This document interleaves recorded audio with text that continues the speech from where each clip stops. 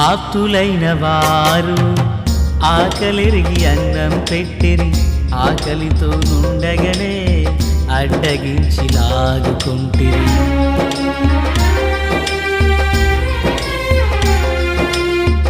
ఆప్తులైన వారు ఆకలిరిగి అన్నం పెట్టిరి, ఆకలితో నుండగనే అడ్డగించి లాగుకుంటిరి. గోధుమ చనిపోయి బ్రతికెను, క్రీస్తు మరణించి లేచెను. నన్ను తృప్తిపరిచావు నీకై, సాక్షిగా జీవించెదనయ్యా.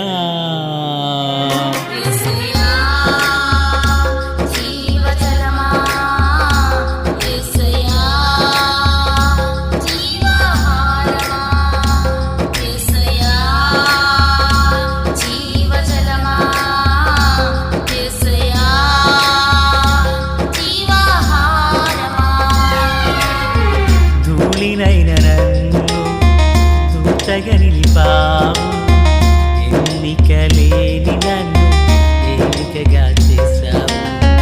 ధూళినైన నన్ను దూతగా నిలిపావు, ఎన్నికలేని నన్ను ఏలికగా చేశావు. భూమి విరిగి ఫలమిచ్చెను, మేఘమిరిగి వర్షమొచ్చెను, రొట్టె విరిగి వృద్ధి చెందెను. నన్ను విరిచి వాడుకోమయ్యా.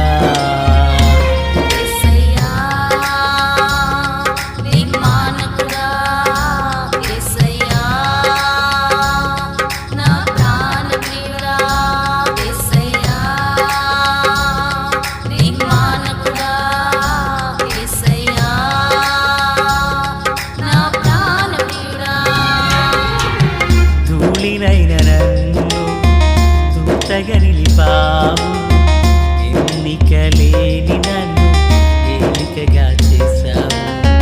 ధూళినైన నన్ను దూతగా నిలిపావు, ఎన్నికలేని నన్ను ఏలికగా చేశావు.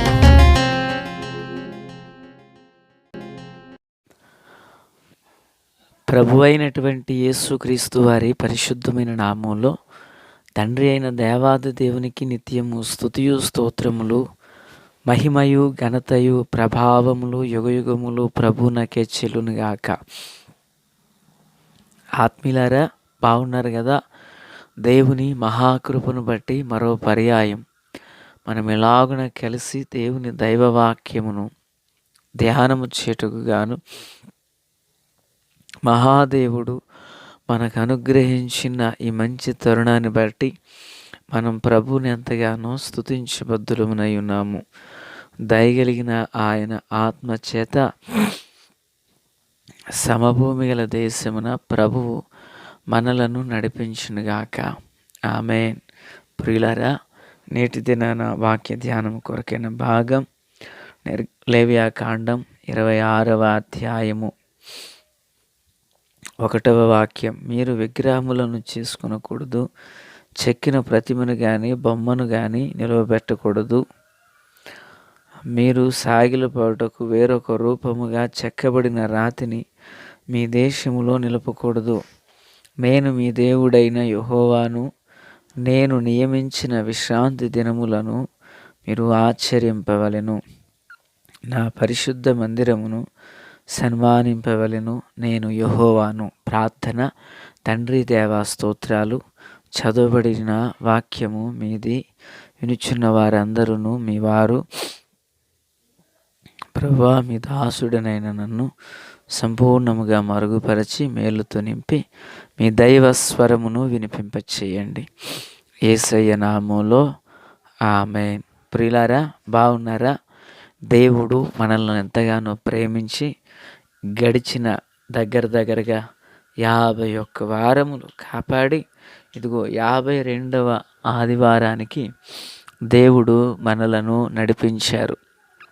పిల్లరా, మనకిది ఈ సంవత్సరములో చిట్ట చివరి ఆదివారం కనుక ఏ ఒక్కరూ మానక దేవుని సన్నిధిని నిలవాలని మనము ఆసక్తితో ప్రభు పాదాల చెంత చేరి ప్రభువుని స్తుతించుదుము గాక. ఆమేన్.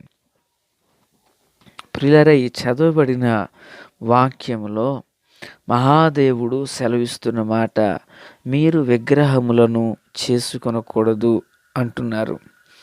ప్రియులారా, మనం ఆరాధన చేస్తున్న దేవుడు జీవము కలిగిన దేవుడు. అంటే విగ్రహము అనేది ఇది మనుషుని చేత చేయబడుతుంది. దానికి రూపం ఉన్నది కానీ ప్రాణం అనేది ఉండదు. అయితే మనం ఆరాధన చేసే దేవుడు ఆయన జీవము కలిగిన దేవుడు. అయితే ప్రభు అంటున్నారు, నీవు విగ్రహాన్ని చేసుకోవద్దు అంటున్నారు. విగ్రహం చేయవాడు కూడా మనిషే కదా. మనిషి తనకిష్టమైన దేవుని చేసుకోవడం కాదు, దేవుడే తనకిష్టమైన మనుష్యులను అనగా మనలను ఆయన చేసి ఉన్నారు. దేవుడు మనిషిని చేయాలి తప్ప మనుషుడు దేవుని చేయడం ఏంటండి? ఇదో వింతగాను విడ్డూరంగాను లేదు. కనుకనే ప్రభు అంటున్నాడు, ఇజ్రాయేలు, నీవు ఐగుప్తు దేశంలో నుండి వస్తున్నావు, కనాను దేశంలోకి వెళుతున్నావు. ఐగుప్తులో విగ్రహారాధన ఉన్నది, కనానులో విగ్రహారాధన ఉన్నది. విగ్రహము వట్టిది, అందులో ఏమీ లేదు. కనుక నీవు గడిచిన ఐగుప్తు ఆచారము నీకొద్దు, వెళ్ళబోచున్న కనాను ఆచారం నీకొద్దు. నేను నీ దేవుడైన యెహోవాను, కనుక నీవు నన్ను మాత్రమే సేవించాలి అంటూ ప్రభువారు వారికి ఆజ్ఞాపించి, ఇశ్రాయేలీలను విగ్రహారాధన చెయ్యవద్దు, మందిరాన్ని సన్మానించండి, మందిరాన్ని గౌరవించండి అంటున్నారు. ప్రియులారా, లేఖనంలో విగ్రహాల జోలికి పోవద్దని భక్త పౌలు చెప్పారు. విగ్రహం ఎంత నష్టాన్ని తెచ్చిపెడుతుందో మనకు తెలియనిదేమీ కాదు కదా. ఆనాడు ఇశ్రాయేలీలు అరణ్య యాత్రలో సాగినప్పుడు వారు ఒక విగ్రహమును తయారు చేసుకున్నారు. పిల్లరా, ఆ విగ్రహం యొక్క ఫలం ఏంటో తెలుసా? ప్రజలు త్రోవ తప్పిపోయారు. ఇశ్రాయేలీలలో 3,000 మంది నశించిపోయారు. గొప్ప భూకంపం కలిగింది. దేవుని వాక్కు రాతి పలకల మీద రాయబడి ఉండగా, ప్రియులారా, ఆ దేవుని వాక్కు ప్రజల హృదయాల్లోకి వెళ్ళకుండా పోయింది. అంటే దీన్ని బట్టి మనం అర్థం చేసుకోవాలి, విగ్రహం ఎంత నష్టం చేసిందో. మనది భారతదేశం, ఇది విభిన్నమైన మతాలు కలిగినటువంటి, విభిన్నమైన ఆరాధనలు కలిగిన దేశం. అయితే నేనంటాను, మన హైందవ సహోదరులు కానీ, ముస్లిం సహోదరులు కానీ, జైన్, బౌద్ధ, సిక్ ఎవరై ఉన్నప్పటికీ వారికి ఎరిగిన మార్గంలో వారు వెళుతున్నారు. వారిని గురించి మనం ఏమనరాదు. అయితే ఒక క్రైస్తవుడిగా నీ జీవితంలో, నా జీవితంలో మనకు విగ్రహము ఉండరాదు.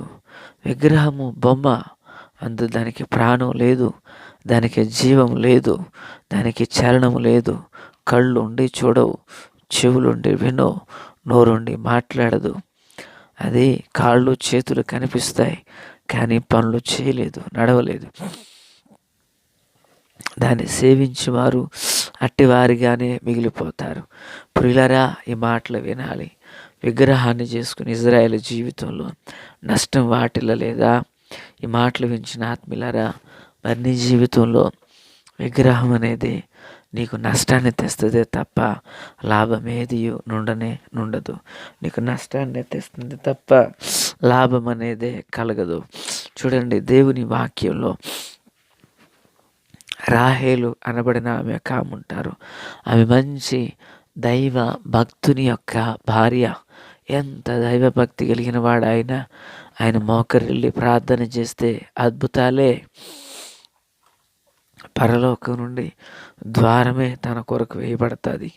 అంత భక్తిపరుని యొక్క భార్య ఒక రోజున తన అత్తగారింటికి వెళుతూ పిల్లరా విగ్రహాలను తీసుకువెళ్ళింది. ఆ విగ్రహాలు ఎంత నష్టాన్ని తెచ్చిపెట్టాయి. యాకోబునకు కోపాన్ని రప్పించాయి. కోపంతో ఆయన అంటాడు, అవి ఎవరి దగ్గర దొరుకుతాయో వారు నశిస్తారంటాడు.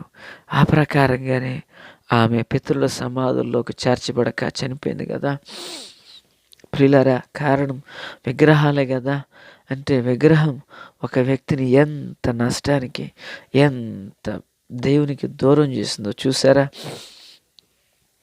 సొలొమోను కాలాన తన భార్యలు విగ్రహాలను తెచ్చి ఎత్తైన స్థలాల్లో వాటి కోసం గుడులను కట్టింపచేశారు.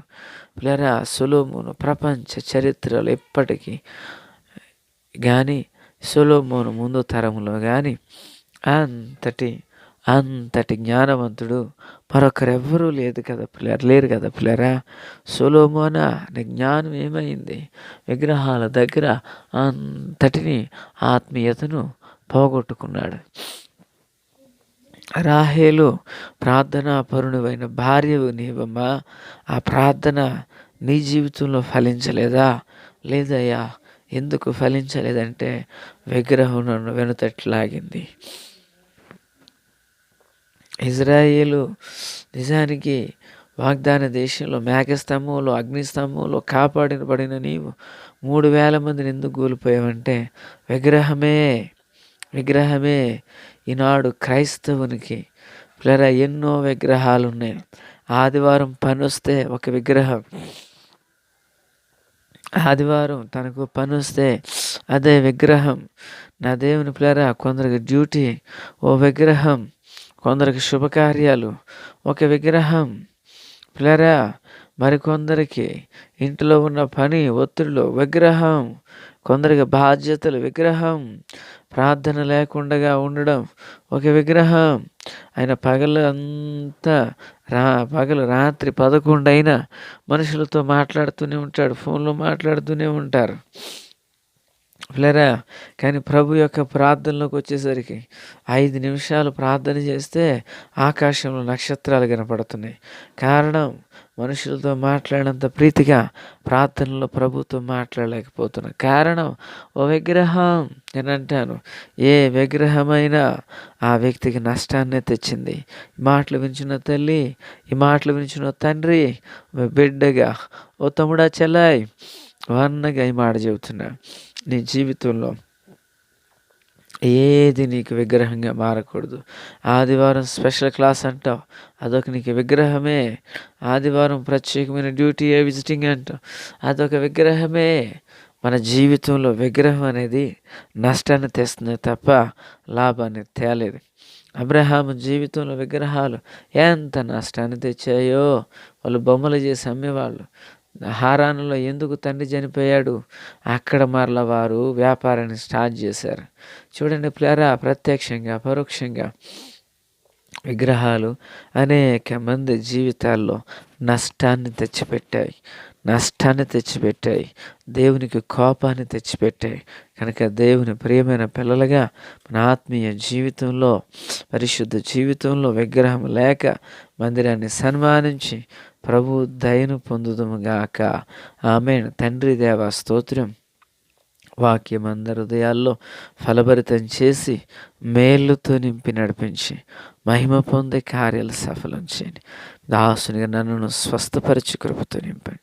మా ఆత్మీయులందరినీ దీవించండి. యేసు నామములో ఆమేన్. Praise the lord.